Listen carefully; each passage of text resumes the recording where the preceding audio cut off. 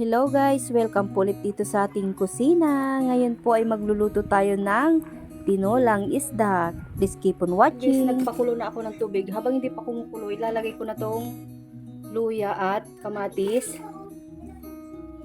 And then yung sibuyas. Tapos naglagay tayo ng tanglad. Ayan, pakuluan lang natin ito guys muna. Ayan, kumukulo na siya. Tanggal na sa pagkakaano yung tanglad. Lagay na natin yung isda.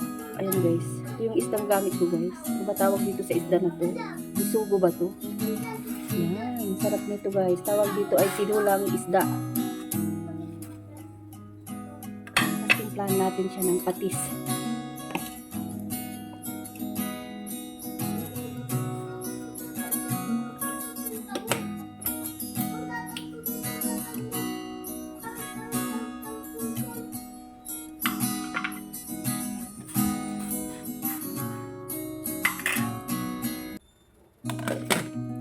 Guys, lalagay tayo ng sili. Yan. Tapos yung ating yung spring onion.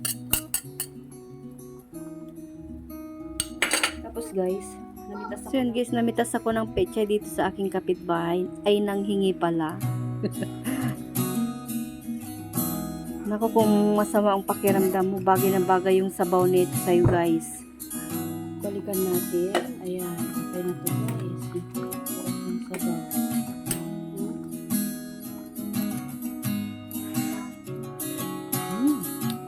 Hanggang sa muli guys. Pa-like and share naman po itong video na to. Bye!